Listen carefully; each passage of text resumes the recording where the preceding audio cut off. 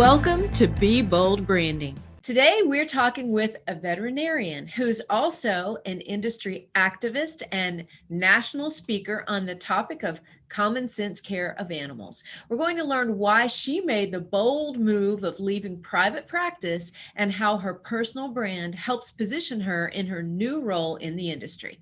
I'm Tanya Eberhardt, founder of BrandFace. We help business stars differentiate themselves, and we do that through personal branding. And I'm Michael Carr. I'm the COO of BrandFace. I was actually a client before I became a partner in the company. We're the only comprehensive personal brand building system across the globe. And we do Be Bold podcasts to help people just like you introduce people that are taking the fear out of putting themselves out there. And we've got a great guest for you here today. Okay, after Heather Kvitko-White went into private practice as a veterinarian internal medicine specialist, she quickly learned that veterinary schools struggle to train practice-ready veterinarians. Additionally, she realized that veterinary medicine as a whole is a cost-negative career that comes with financial stress and aggressive competition. She recognized a need for change and left private practice after only 7 years to begin her bold journey to educate the industry about the benefits of pragmatic medicine. This is how she became known as the Pragmatic Professor. Today, Heather's an industry activist and national speaker who promotes a creative and common sense approach to caring for animals without sacrificing quality. She teaches a pragmatic medicine approach that helps fellow veterinarians run a profitable business while keeping their sanity. She also mentors veterinary students in an effort to better prepare them for real-world practice, and develops and delivers content for continuing education at all industry levels. That's quite a bio. Welcome, Heather. Thank you. Thanks for having me. And you know, that bio of what I'm doing changes every day. I'm sure it does. I'm sure it does. You know, when you get into that position, you take on multiple roles, right? Mm-hmm. But it's all under that same overall brand, which we'll talk about. Yeah, absolutely. Yeah, let's get right into it. Okay, so tell everybody when you first knew you wanted to become a veterinarian and why. Yeah, so I mean, I guess I was just one of those kids who kind of always wanted to be a veterinarian, and you know, pretty typical story. I don't recall ever wanting to do anything different.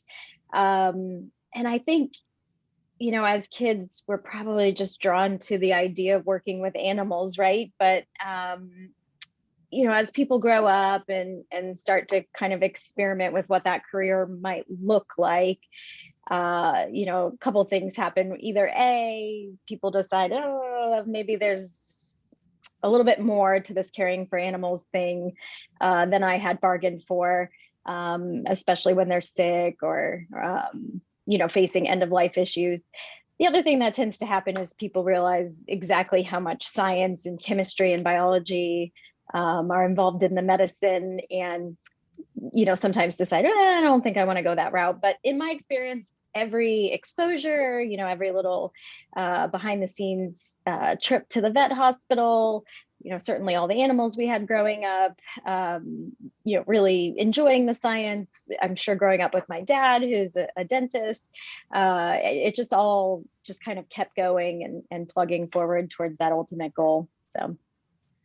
Yeah, so it's almost natural, really. Like I'm one of those too. I knew what I wanted to do early on, and I was just fortunate enough. I never really changed my mind, and I've always loved it. I still love it. And so that's pretty awesome, you know, but so it was just a natural flow for you. Yeah, I mean, it's kind of a lifetime dream, and everything, you know, going back to where you have to make conscious decisions about things was kind of headed in that direction. I think I knew pretty early on that I wanted to specialize, you know, that veterinary specialists existed and that there was an opportunity to go to even more school and get more training. Figuring out exactly what I wanted to specialize in took a little bit more effort. And now, you know, here we are. I'm coming up on my, let's say it'll be 15th reunion from veterinary school. And or I guess that'll be in a couple of years. It's hard to keep track. And now I'm just kind of trying to figure out what, you know, how I'm going to use this career and what I'm going to do in the industry. I have to ask this question, like a school, is it easy for you? Did you find that you just enjoyed it, or was there many times you had to just, I mean, it's not easy by no means, right? But did you find there's many times you had to just buckle down and get done with it, or did it flow pretty much just like your decision to become one? I don't think I'm the type of person that all of this just comes naturally to. I think I'm just an extremely hard worker and, the type of person that would marathon study and, work every single night a little bit on organizing my notes and things. So, I put in an absolute ton of effort into the process. I wouldn't say more than any other people, but I'm certainly not just a natural, those people. So. You didn't breeze through it without any effort, right? No. And that includes some of those chemistry courses. And I will tell you, I'm terrible at math, just absolutely terrible. I have many, many strengths, but thank goodness I couldn't use a calculator when I'm practicing medicine. We have that in common, my dear. Oh, we all three have that in common. Yeah. I'm an auctioneer by trade. I can count, but I cannot add, subtract. No, don't even get in. Multiply. Yeah. I always used to say when I was in media, I can calculate my commission like nobody's business. Yeah, that's it. Yeah. Okay. So you go through all these years, and not only become a veterinarian, but specializing in internal medicine. So you have all of that, effort behind you. And then you decide after only 7 years, which is not common in the veterinary world, to leave private practice. Yeah. Tell me why you made that bold move. Oh, well, it's interesting kind of being 30 years old when you're done with school and getting ready to start your life, right? And that was, my husband's a professor he's not in the veterinary field.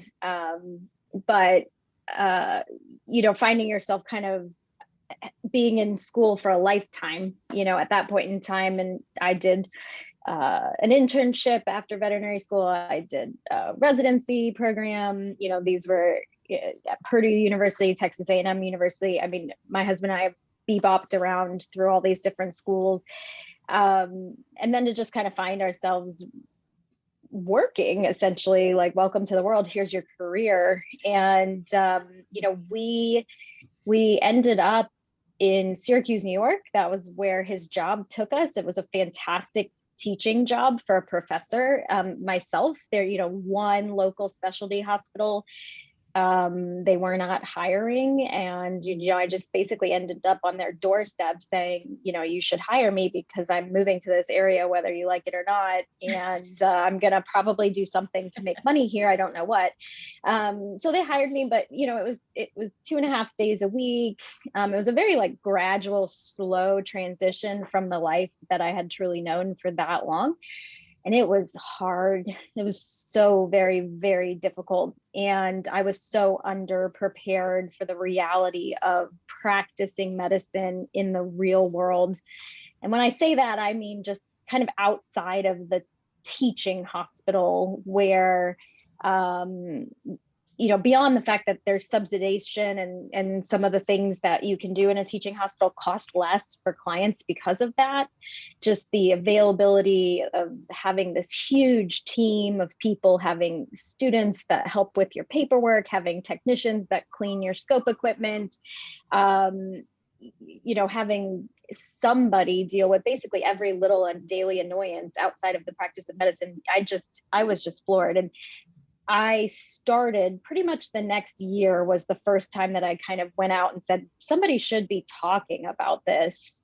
I imagine I'm not the first person to feel like I was slapped in the face with reality. And, as I spoke with some of my own friends and colleagues going through that transition as well, the feelings were mutual. So, kind of early on, I said, let's start a conversation and went back to my certifying organization and said, let's do a presentation about transitioning from academia to private practice for people like myself.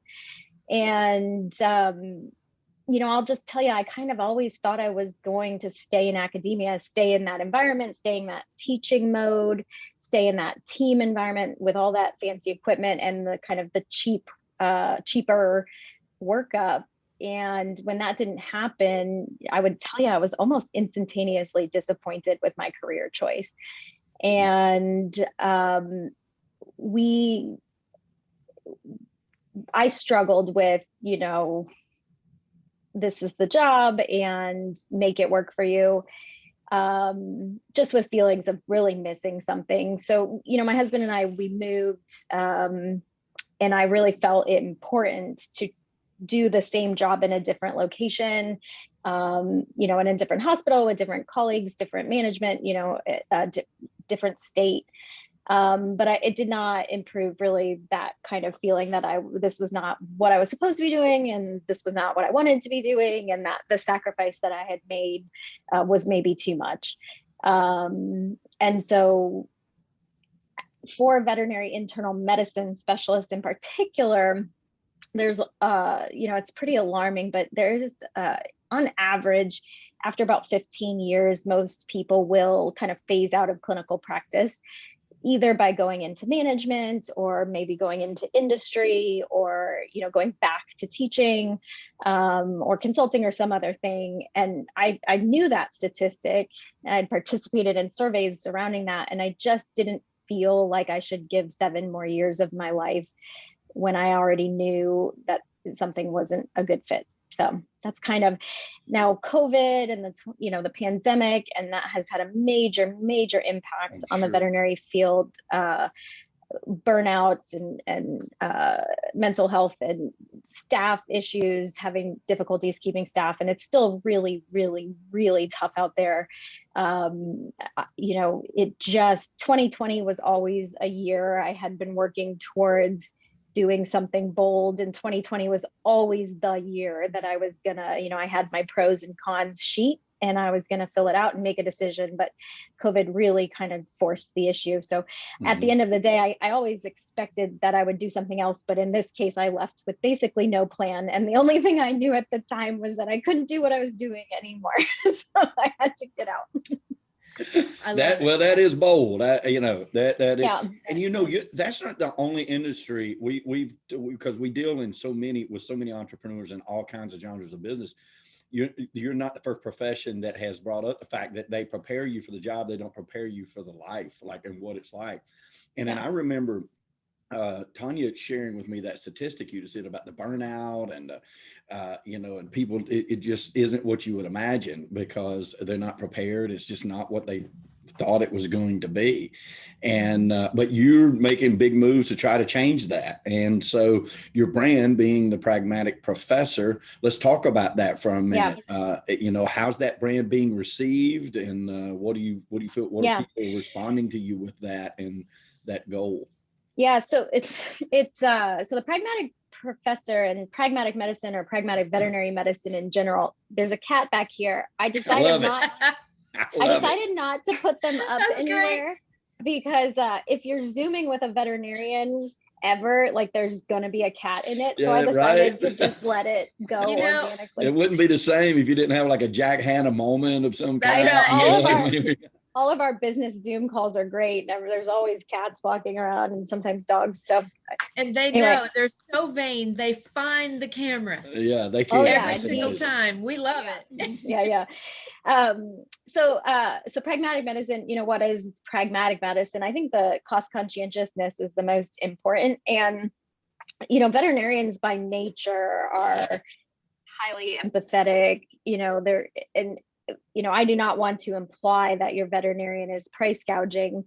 But the approach to medicine, that is the way that we teach students and young people, is essentially to collect, all of the tests and assess the results. And when your patients cannot speak to you and they cannot tell you what hurts, you have to do a lot of testing. So veterinary medicine is a high test form of medicine, and that's the reason, right? We cannot know what we might be missing if we do not look, and you cannot ask them and they cannot tell you. So but the most anything that might come through a teaching hospital is going to get kind of the same workup, really, regardless of what's wrong with them, at least in the internal medicine world, where we deal with endocrine disease and liver and kidneys and, looking for cancer and the GI tract and things like that. So, it's full blood work and it's chest x-rays and it's abdominal ultrasound and all very, very important things. but unfortunately, that is just not how it is once we leave that university. And, that right there, the cost of doing those tests, what might have been $250, is now $1,000, right? And you have to start saying, I can't. So I'll put it this way: as a veterinary internal medicine specialist, and again, there's 1,500 of us in the country. So an average visit to come see me would be about $1,000, and that's the consultation fee. So my time, my experience, the effort before, during, and after the appointment. In my case, doing my own diagnostic imaging, an ultrasound. Okay, so one diagnostic test, and then maybe one blood test to kind of fill in the gaps in knowledge. And so then you find out that these decisions are very gray, and they factor in the owner's finances. Their decisions are based off of the age of the dog, where the dog is to them. A lot of people say pets are like family, but that's rarely true. Although I have occasionally had people who truly, spent $25,000 on their dog and would make jokes like, oh, he went to college, right? So they're just really complicated. So to basically be taught this is the way that you do it from start to beginning, you have to collect all of this data, interpret it, then do this. You just can't. And so nobody really talks about what you do if you can't do that. And more importantly than anything, as internal medicine specialists, we're particularly trained to get the most out of all of these test results, to look for trends and patterns and things that don't fit. For people who might not understand what that means, I just think of Dr. House from the television show, just figuring out these complicated cases by running tests. And most people are not really taught that way, right? That's why we're specialists and why we have to go to more school, but the problem is there's so much wastefulness in the approach to medicine, the types of tests that are getting done and repeated, simply because people just don't know what information they already have there. And so when I speak, in an education sense, and I'm out talking to general practitioners on how to practice a bit more like a specialist, it's like, look at these patterns, don't forget this, and really just to try and simplify it. And it's amazing. It's pragmatic, and it's amazing if you're very, very comfortable with how all the things intertwine and work together. Most of the time I could make a diagnosis before I saw the pet based on the history, the information, the test results I already had, response to treatment, whatever, the age, the breed of the dog. And then you're just confirming your diagnosis. And I think what gets really complicated is when people have no idea, and then they're just throwing darts against a dartboard, and each dart costs $200. Right. Exactly. And there's nobody in the industry like really talking like you're talking, right? And so no, I mean, streamlining this. Yeah, well, you'll hear things about like, oh, the ivory tower, right? With the ivory tower being academia. And I don't really think that anything about the academic process is wrong. This is how people learn. And the unfortunate thing is it just doesn't translate well to a world where most people don't have pet insurance and the cost for all of this is coming out of pocket.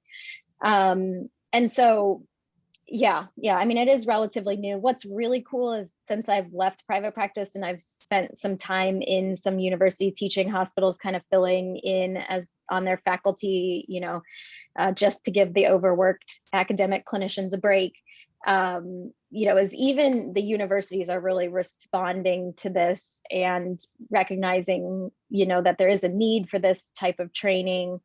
We have young regular general veterinarians and specialists alike that are leaving school unprepared and going through the same struggles that I went through, all at a time when you're also, hey, guess what? You have to start paying your school loans, you're negotiating contracts, you're potentially moving, so it's just a lot to deal with. And so the fact that it's being received by the academic institutions themselves is really meaningful to me, because although that's one source of an issue, it's not the issue.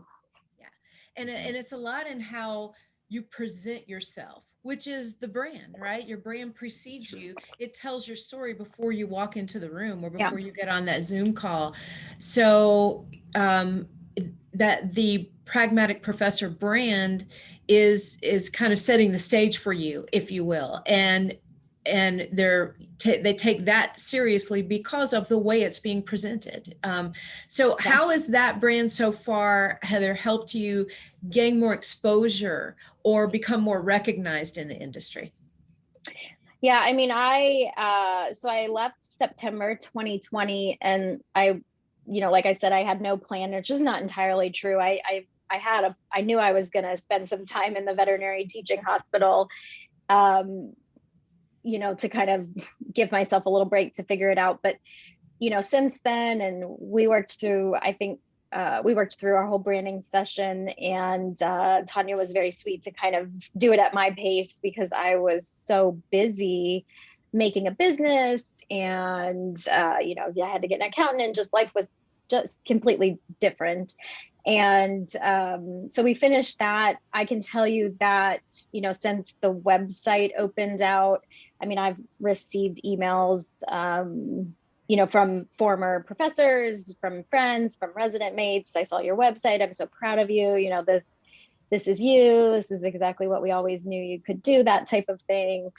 I certainly have far more attention on LinkedIn, and I've actually had gotten so busy that I had to take my open to work, my little green circle down off of my LinkedIn, because the hardest part now is just balancing everything. And, you want to say yes to every single project. And in my case, because getting the message out is important to me, and it's not just about the brand,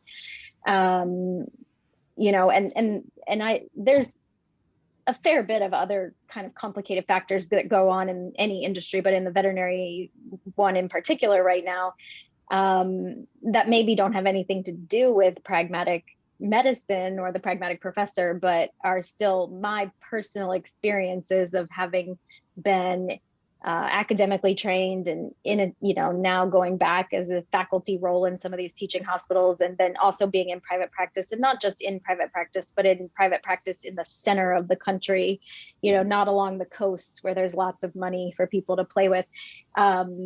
And then all of that being at kind of a relatively young age, like I'm technically still a millennial, although I don't know if I fully identify with that. But so I'm one of those older millennial generations. So that also allows me to kind of bridge the gap between the boomers and Gen Z a little bit, which just makes me kind of uniquely centered to share my experiences, to be quite honest. And it's those experiences that I think are attracting people to the brand. No doubt. No that, doubt. and because you're living that authenticity. I learned it from her. We teach it to everybody else. It's so important. So that brand is driven by the fact that you're authentic to it. You're passionate about it effectively. Mm-hmm. And then it all works full circle. It can draw attention to you, and people see your passion for it. Your passion can draw attention to it, and it all just sort of works together to create that symmetry, and that makes a difference. So that's really, really neat that you're realizing that and see it. And I love the fact that your brand beautifully blends two sides of you, Heather. It's the business side that says, we need to be better prepared to learn how to run a business this way, to be profitable, right? But it also shows the compassionate side. And that's where, the common sense care of animals comes in. And so those two sides blended beautifully is you. Thank you. Yeah, very good. You bet. So if you could be more bold about any part of your life, and you can pick professionally or you can pick personally, either one, what would that be? How would you have been more bold about a portion of your life? And Tanya knows a little bit about this. I growing up, I did, performance art, to be honest, through the last, what is that, 18 years of my life being in college and vet school and residency and an internship and working. And I have 2 young kids now. I've completely lost, any right-brained activity. I have no creative outlet anymore. Tanya knows that one of the things, I'm just absolutely obsessed with drag and with RuPaul's Drag Race in particular. So last year I did, with help from a professional makeup artist, make myself over into drag, where I, got the costumes and all of the accessories and things like that kind of worked out on my own. And that was really fun. Taking pictures dressed in drag is still not a performance art like I believe drag is meant to be. So, or really is what it's about. So, one day maybe I'll get to be in drag amongst other people and, lip sync, have a lip sync battle or something like that. So. Heather, I love it. That's the boldest thing we've heard on Be Bold Branding yet. It really is. And let me tell you guys, Nina West in Columbus, call me up next time I'm in town. RuPaul, any of you guys, I'd love to be on this show. Super fan. That's awesome. Let me tell you, I've seen the photos she's talking about. I have too. They're stunningly beautiful. They are great. Stunning. Gorgeous makeup work. She owns that character. It's just unreal. Yeah, it's really hard to describe too, because Tanya had she, when she first met with you, and of course it was knowing your dad and stuff like that, and she goes, she does, and I'm like, what is that? Like, can you just explain it to me? Showed big interest in it, and then like saw those pictures and just the hair, the makeup, just the audaciousness of it all. It was really cool, I gotta say. And so I'm glad you mentioned that. I would have never brought it up. I would have. I love it. I love the fact that you said that's one of the things you do boldest. Oh yeah. Well, I think it's one of the things. Yeah. Yeah, it's kind of. I mean, honestly, I feel like, anybody could do drag, right? You could be male, female, trans, whatever. But I think it's most important, as a female in drag, I wanted to look like a drag queen, not like a pretty girl, right? So, over the top makeup, big hair, big costumes, that's really what it's all about. And, I got that as much as I got from my dad. I got that kind of love for costumes and dressing up from my mom. She sews, and they always her and my grandmother would make us homemade costumes. My mom has always had a costume closet in the house where all the costumes that we've previously worn, so you can kind of go shopping through the costume closet, a tradition that I've kind of carried on. So I consider it all part of that. Just the cool thing about drag in particular, and the branding and the being bold, is for me, kind of doing that, watching the show, listening to all the inspirational stories from all of these people who have lives that are far more difficult than I am, and going through the process of kind of realizing that character.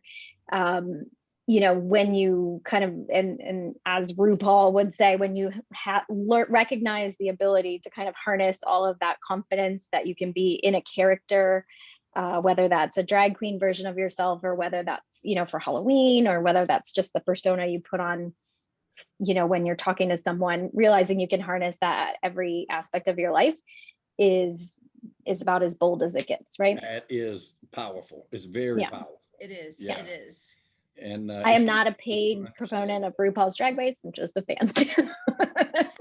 Not a paid sponsor, just a huge fan. That's awesome. That's a great segue into our next question for you.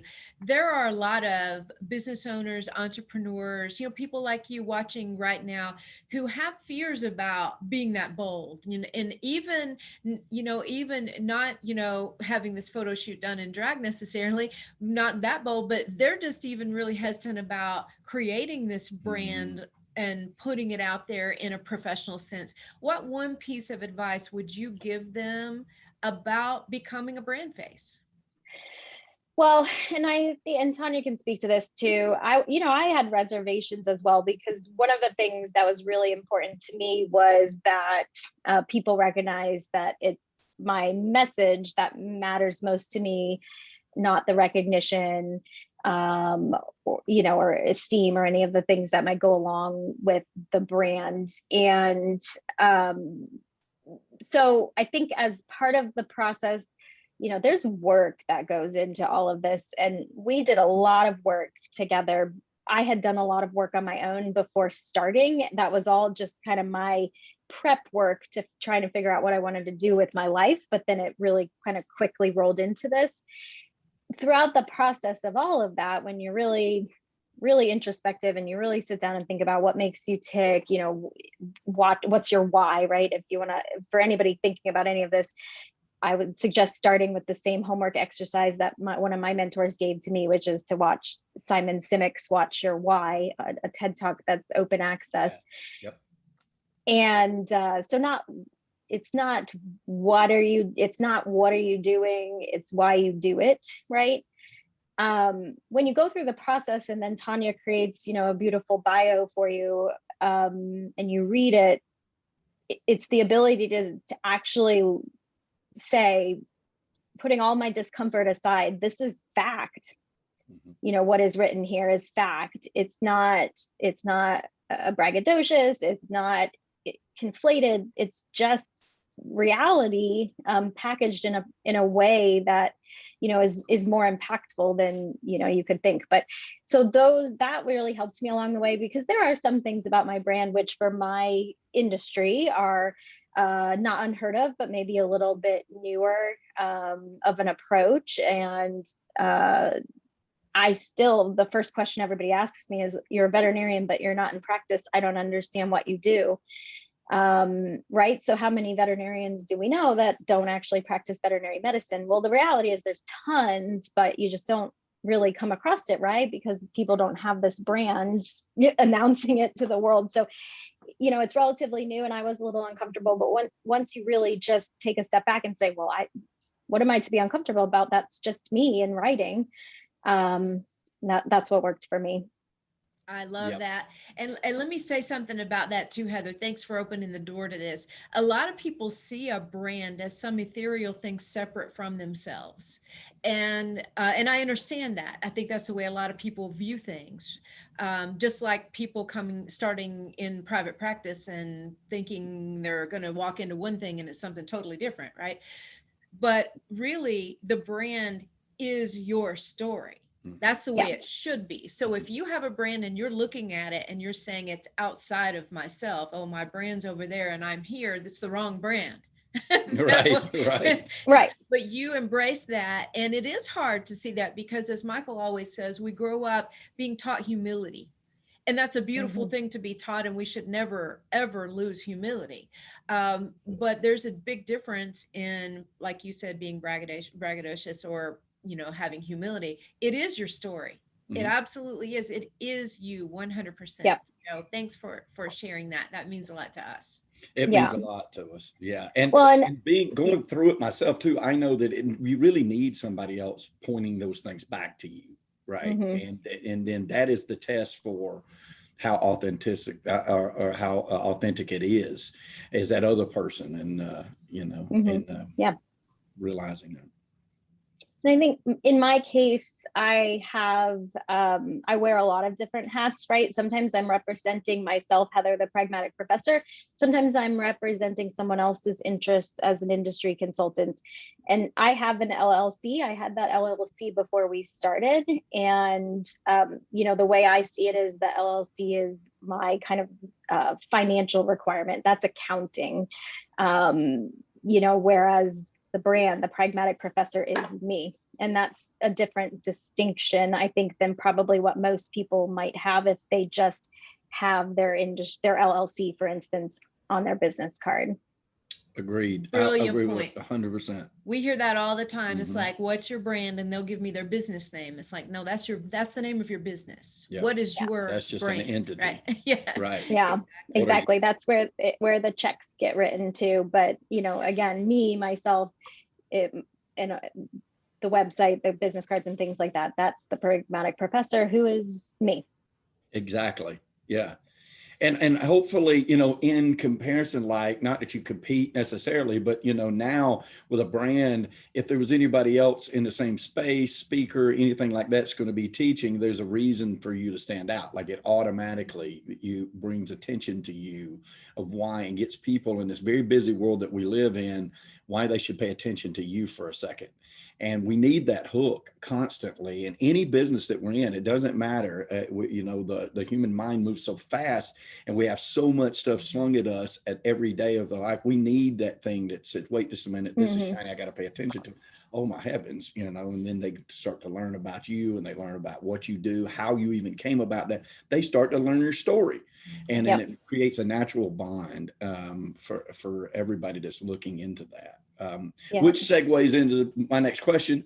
How can prospects reach you if they have any questions or want to touch base or? Oh yeah. If anybody has any questions, Yep. You can go to my website, which is www.thepragmaticprofessor.com. And you can shoot me an email there. Happy to chat. You know,